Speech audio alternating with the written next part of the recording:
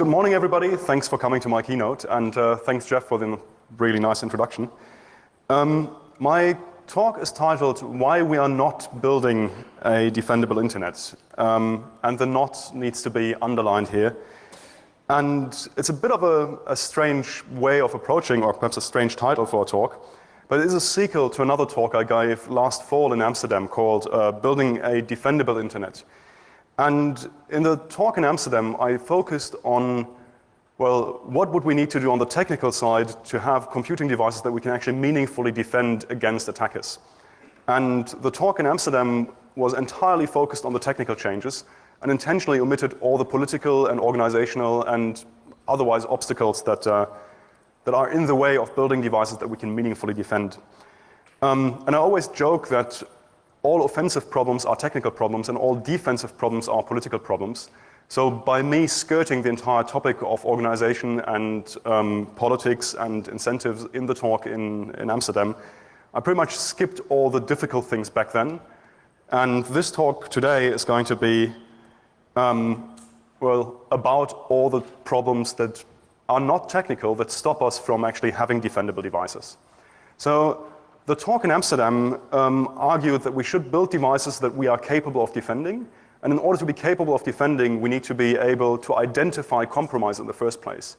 Because for pretty much any device these days, I have no way of deterministically saying nobody has compromised this device. I usually do not have the introspection capability of taking the device and saying, at this point in time, it is not compromised by anybody else. So the argument in the technical talk was, we should be building devices that allow us to enumerate all persistent code on the device and to display a hash of everything that can run on the device, including all firmware, including everything, and also that allows us to reset the entire device to factory defaults. This would need to be coupled with a public inspectable ledger where everybody that writes software, firmware manufacturers, software manufacturers, place their software publicly visible to avow that they have actually written the software and they stand by the software as it is. And then the part that actually hashes and displays would need to be hardware and would need to be non-updatable. So an attacker that compromises the device has no way of messing with the integrity checking. That's the technical side of it. And if we had devices like this, we would be able to diagnose for a given device, is this currently compromised? We would be able to diagnose for code signing and other PKIs whether the signing keys have been stolen, which is something that we can't properly diagnose today, but it happens all the time. And we would have much cheaper cost of remediation because we could say, well, we've had an incident, these 100 machines here were compromised, can we all reset them just into factory defaults using the hardware switch that is on the device? And interestingly, given the scale of device manufacturing and given the changes that are needed, the actual production cost per device to add all these things would be on the order of perhaps $1 per device, which is not that much. It may be too much for IoT devices, but for something like a smartphone that retails at a couple $100, that shouldn't be too much. So the big question then becomes, why don't we have this? And in order to discuss why we can't have these things, we'll talk about who are the different actors that we need to consider when we look at, well, the IT infrastructure market. What are their individual incentives? And how much power do they have to enforce changes that they would like? And yeah, it may not be the most optimistic talk ever. So we've got this diagram here. On the top left, you've got the enterprise customer that wants to build IT. And he wants to use this IT to provide services to the customers at the bottom left. In order to provide services to the customer at the bottom left, he goes to the top right, to the software vendors, to the system integrators, and to the hardware vendors, and purchases stuff and services from them. And now he needs to somehow manage risk. And in order to manage risk, he hires a CISO. And the CISO then provides services to the enterprise, the service of managing the IT risk. And the CISO, in order to do this, usually makes use of the internal security organization that he heads, of third-party security vendors, and which is the new kid on the block of cyber insurance. And this is roughly a very, very coarse approximation of how things look in the real world. Now, the enterprise buys software and hardware, and the CISO gets tasked with managing the risk, oftentimes, unfortunately, after the fact that the hardware and the software has been bought. Sometimes he has sufficient impact or influence to actually influence the purchasing decision ahead of time. But this is the basic setup. Now, in an idealized scenario, in a perfect world, from the perspective of the CISO would sit down with the security organizations, with his technical staff, with his experts, and they would start deciding on security requirements. What would we need in order to defend our enterprise? What would we need to manage the risk for our enterprise?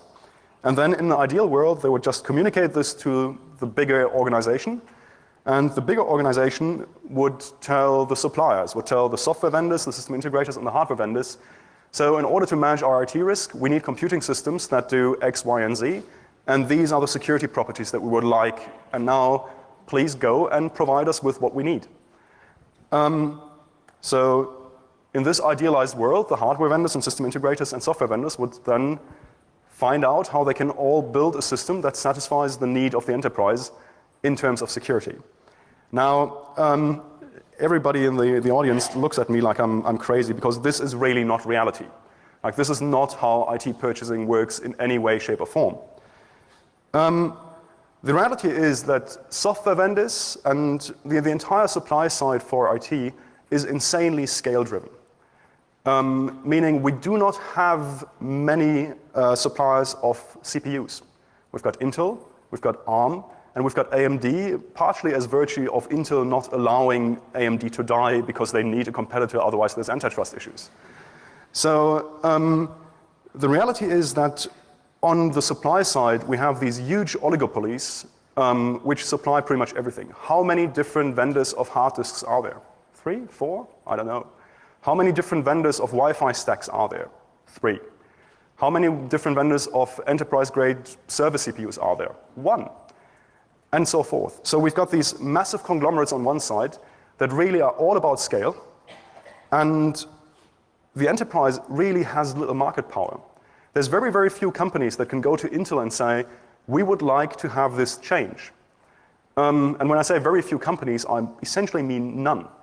If you look at something like Intel's management engine, I have yet to meet a single enterprise that doesn't hate the idea of having Intel have that management engine everywhere. But there's nobody that has sufficient market power to say, well, we'll go to a competitor. Let's assume for a second you have a big search engine and you buy a lot of CPUs, and you wouldn't want management engine inside your CPUs. You go to Intel, you say, well, I'm going to take my business elsewhere, and Intel will say, where? Right? So realistically, most enterprises buy their hardware and their software from suppliers where they have very little choice of changes and very little input in the design process. And if the enterprises already have very little input into the product design, then the CISO has even less. So the reality is that the CISO and the security org, they can sit down and write requirements what they need all day long. They literally have, as an individual CISO, as an individual enterprise, insufficient market power to enforce any changes on the supplier side. So let's say I would like to have a hard disk where I can inspect the firmware. Nobody buys enough hard disks from one hard disk vendor to actually make the hard disk vendor add 50 cents worth of hardware to the hard disks in order to allow this. So the reality is almost no enterprise has any meaningful influence on shaping what they buy and deploy in their IT, and therefore they can't make any security requirements. So in a way, the CISO and the IT security teams, they would like to buy secure and more easily defendable products, but there are none on the market and they can't really get any. And now, in a way, we have a stopgap solution. If we can't get what we actually want, there's an industry to sell us an approximation of what we would like to have, which means we have the security vendors and the cyber insurance people that recognize that we can't actually get what we want, so they'll sell us something else, but they'll sell us something. The important thing to remember is that both the security products industry and the cyber insurance industry, in a way, is an attempt to fill a gap, the gap being the ability to actually shape the stuff that we deploy. So let's examine security vendors first.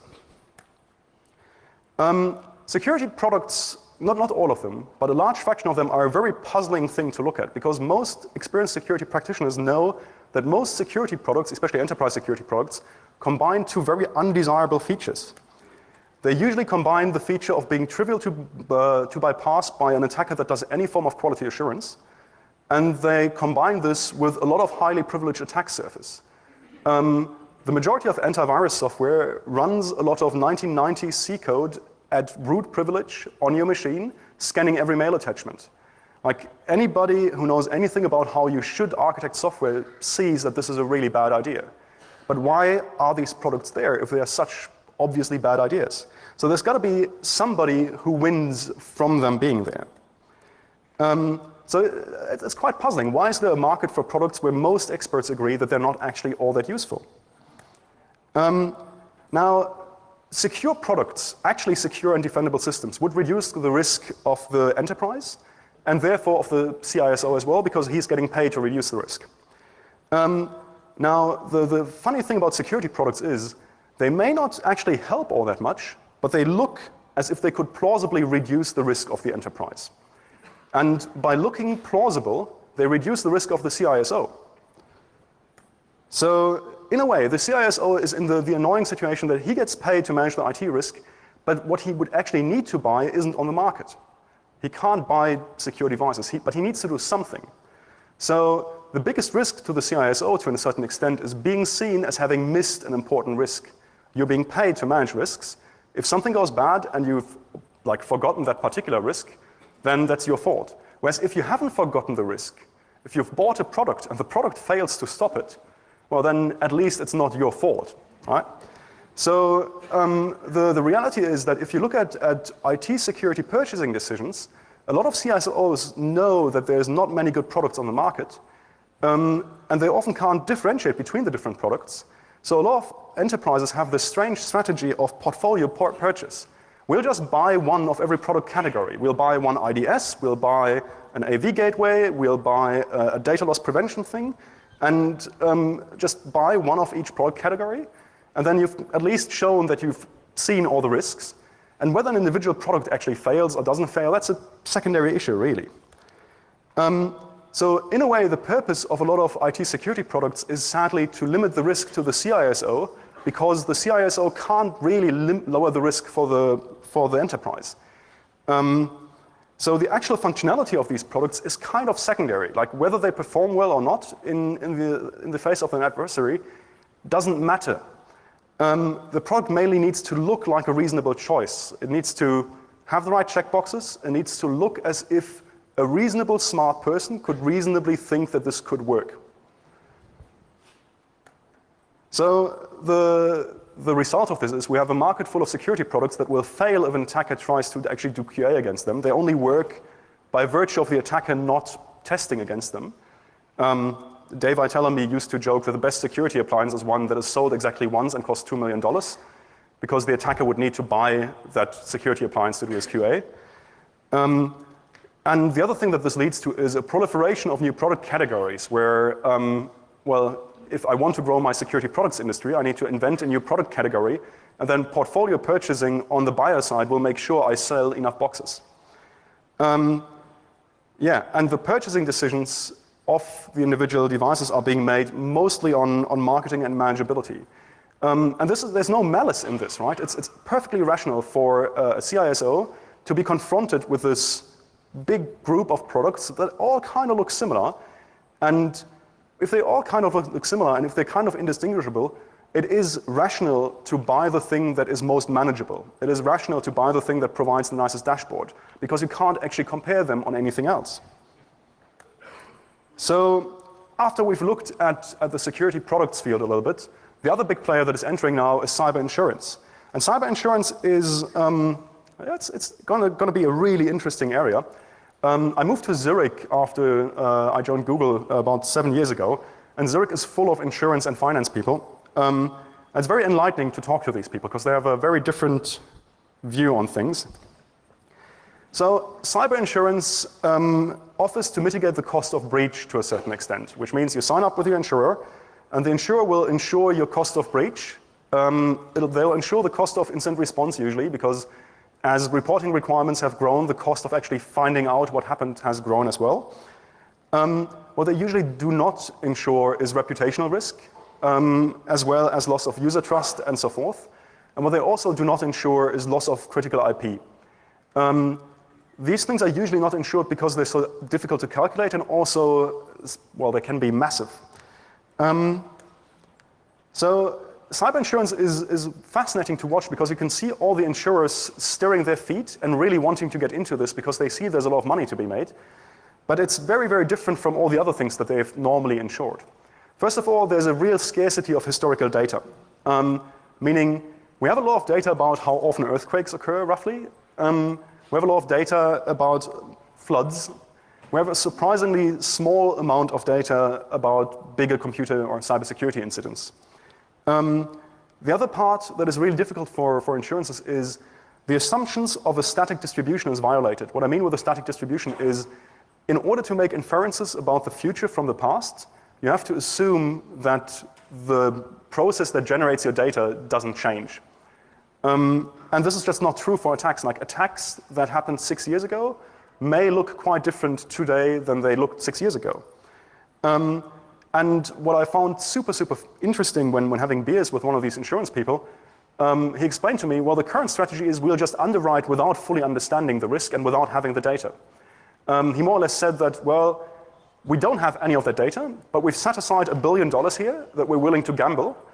And this $1 billion will be used to underwrite cyber risks. And through the process of blindly underwriting risk, we will get the data because the people that we've insured will provide us with the data during the incidents. It's a very, very interesting approach, and I found that like the willingness to just set aside $1 billion as data acquisition cost in order to model stuff in the future, that's a bold strategy. So insurances, in theory, could be a game changer for security under certain assumptions. In theory, the insurances could obtain the expertise to actually compare security products and to tell good and secure products from bad products. And the insurances, in theory, could offer lower premiums to enterprises that deploy better products and that have a better infrastructure. So in a way that could change security from being a pure cost center to something where good security decisions actually make a difference well, to your cash flow now. Because the reality is, security is a cost center all the time, and then something really bad blows up, and then security is still a cost center, just a spike in cost center. Whereas if there's differences in the premiums that insurers charge, good security decisions can get, well, have some sort of impact financially immediately by lowering premiums. The other thing that insurances, in theory, if everything goes right, could do is they could bundle market power. Because at the moment we have all these enterprises that may be big, they may be Fortune 500s, but as I mentioned, they don't actually have enough market power to influence product design. Whereas if insurances offer lower premiums for particular security properties in products, that bundles the marketing power, the market power, which means at that point you have all the F500s saying, well, our insurance tells us we can get lower premiums if we deploy X feature.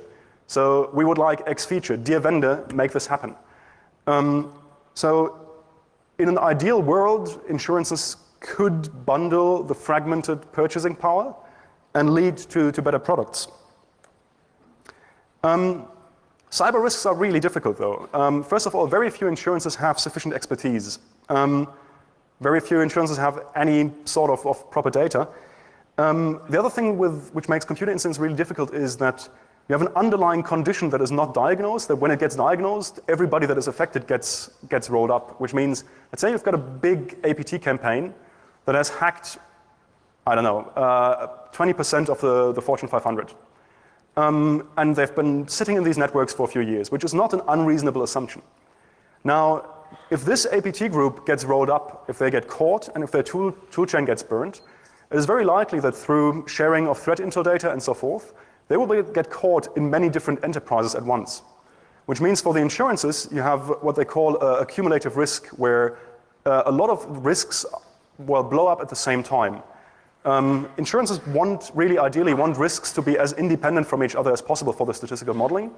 But the trouble with big incidents is you have all these things that are compromised, and when it blows up, it'll blow up everywhere at once.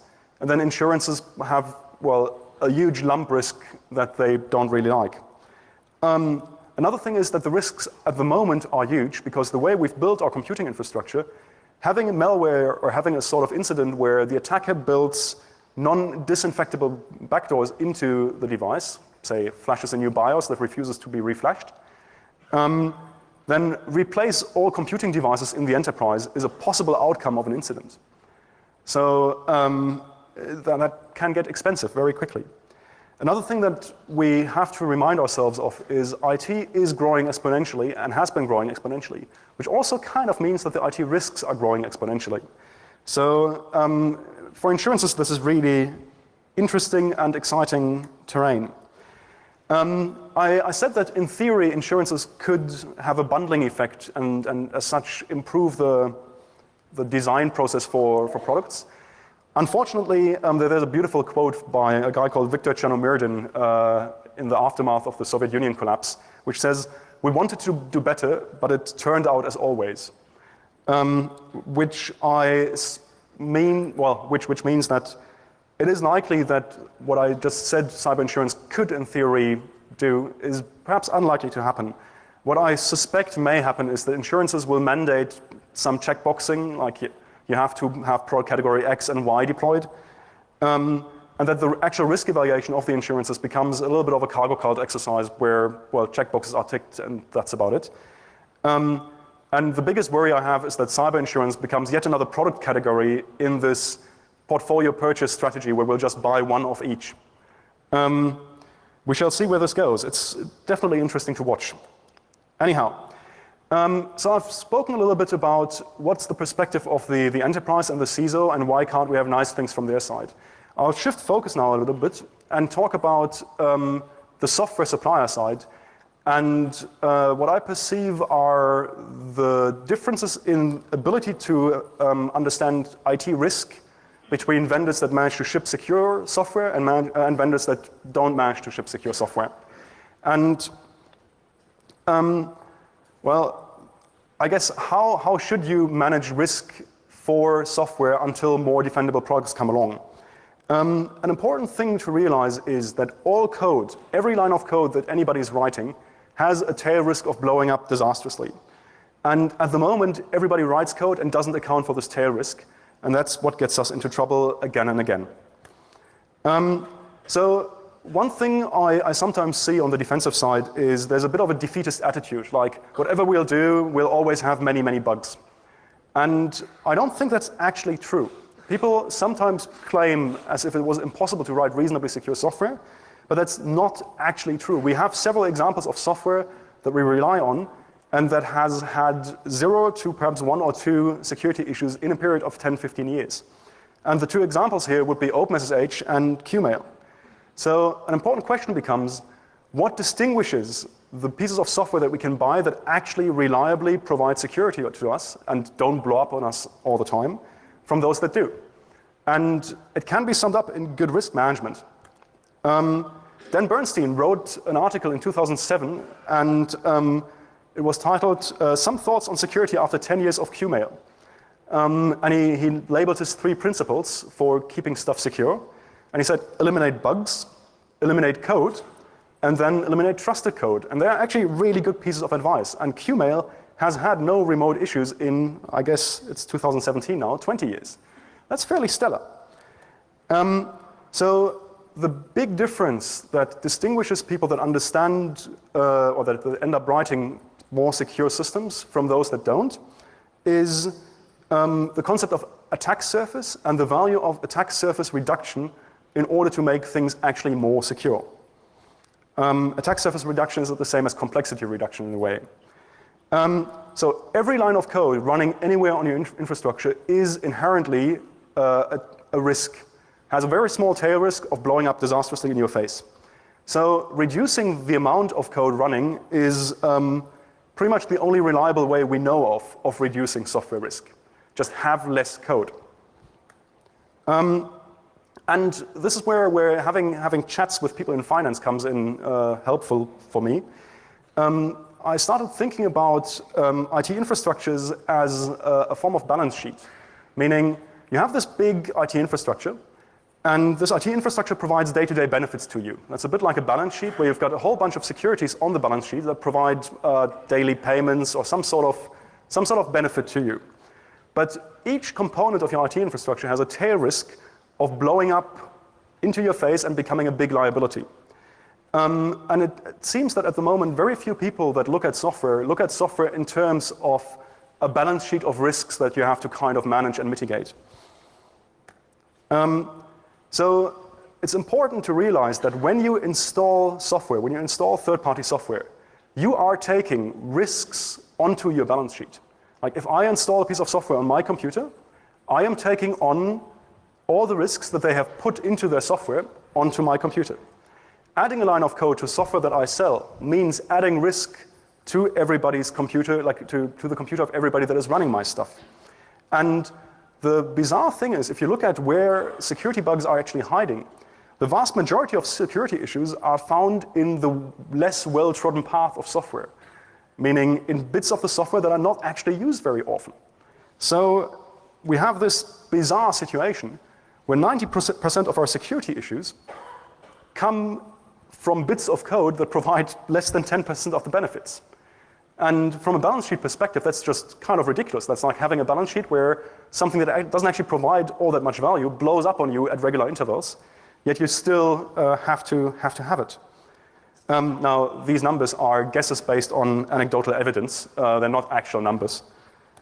Okay, so if we look at software as a balance sheet, a software consists of many components, of many features, and each feature provides some benefit and has some catastrophic tail risk. And the catastrophic tail risk is something that nobody takes into account in current software development practice, or not nobody, but very few people properly take into account when they develop software. And there's nobody to track the risk either. So what we end up with is software that is full of low benefit features that at the same time expose us to a lot of risk. And that's not great. Another thing is that we build organizations in a way that we don't incentivize reduction in complexity. What gets people promoted, and I know this all too well because I'm working in a very big organization now, is adding features and complexity. Like nobody ever gets promoted for saying, I deleted 800 lines of code that would have developed into security issues two years down the line. But if you think about this with the analogy to finance and balance sheets, that's like promoting the guy that takes the most hard-to-value, risky derivatives onto your balance sheet. That just does not sound like a very clever idea. So it's usually really easy in most organizations to find somebody that adds layers of complexity and that wants to add yet another thing to something. People get promoted for shipping features, people get promoted for having built a new system, and so forth. It's very, very difficult to find anybody that volunteers for deleting stuff or for removing layers of craft. And even then, it's not something that organizations in general reward. And it's also not easy. I don't know. It's a good question to ask yourself. Does your organization reward people that remove stuff? I used to joke that the best developer has negative numbers of lines of code per day, which means the best developer takes a piece of software and deletes half of it and still does the same stuff.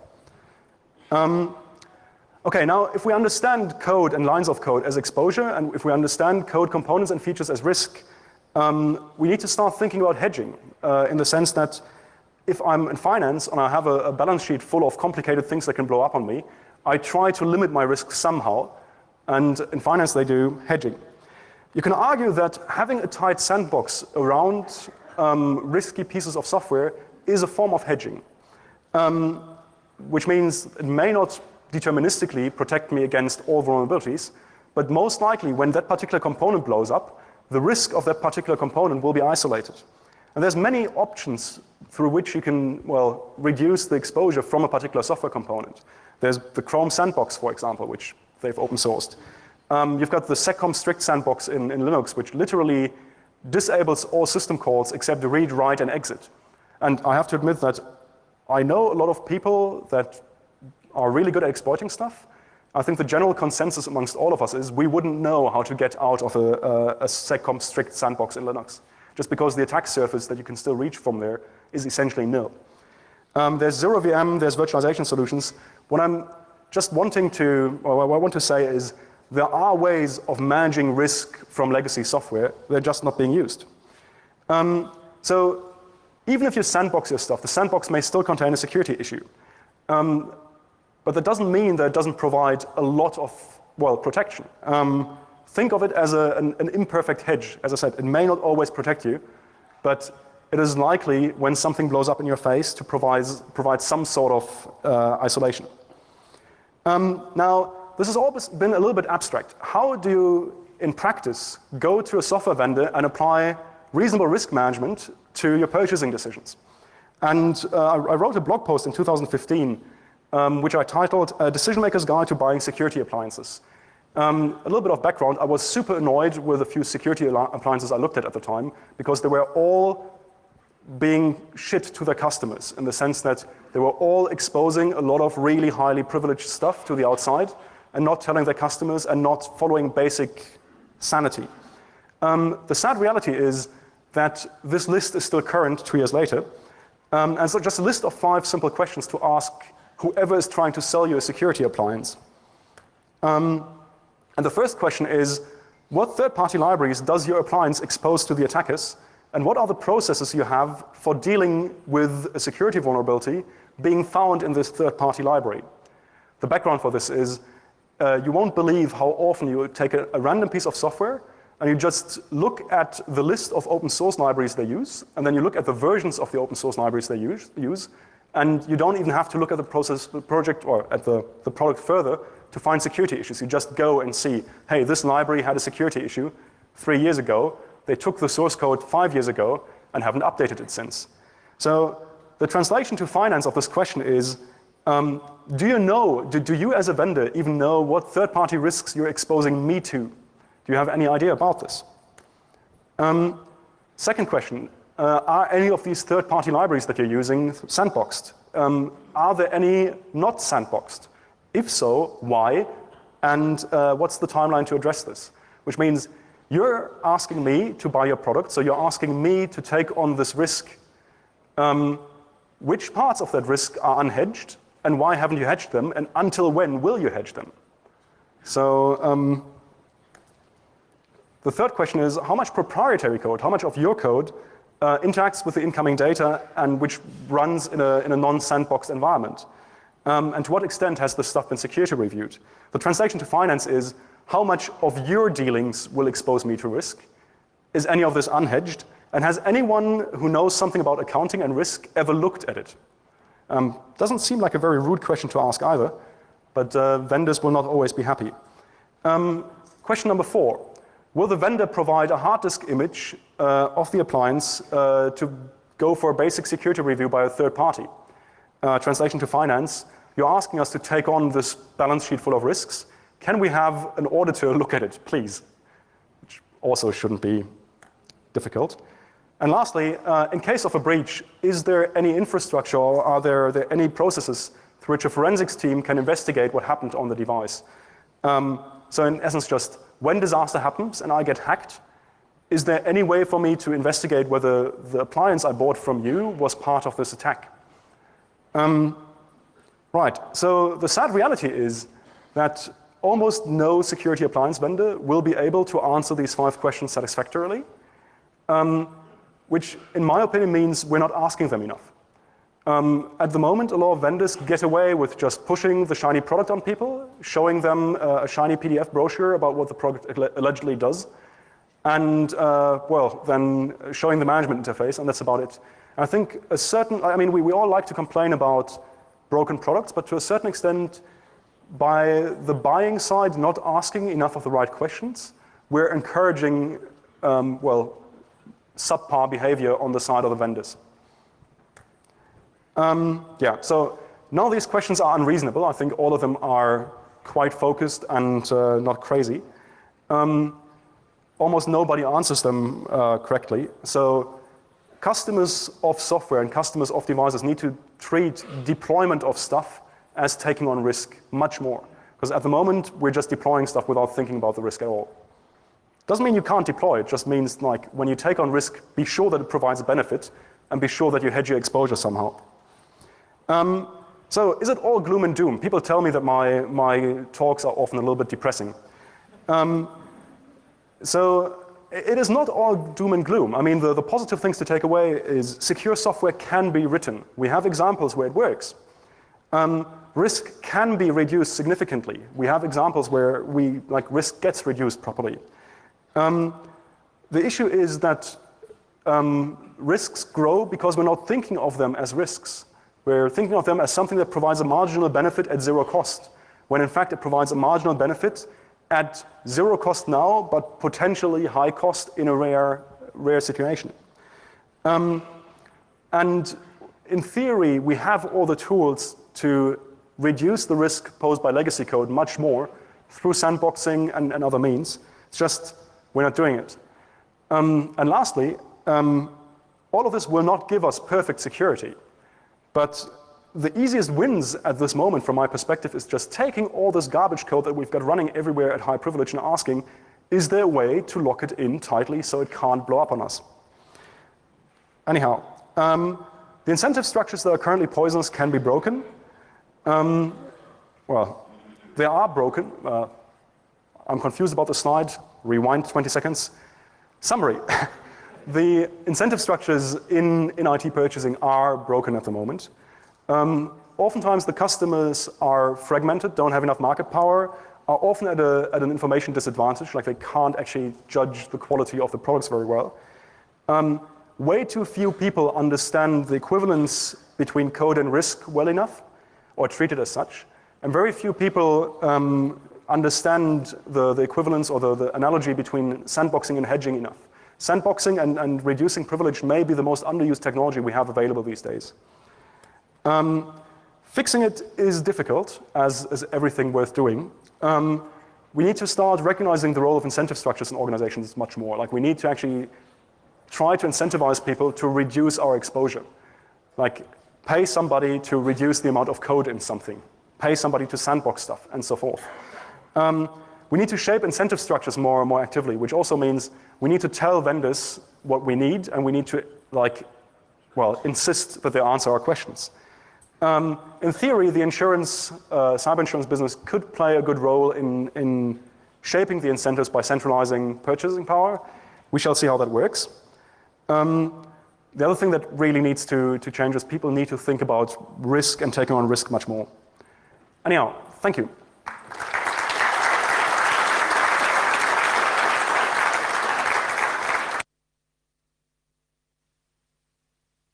For a question?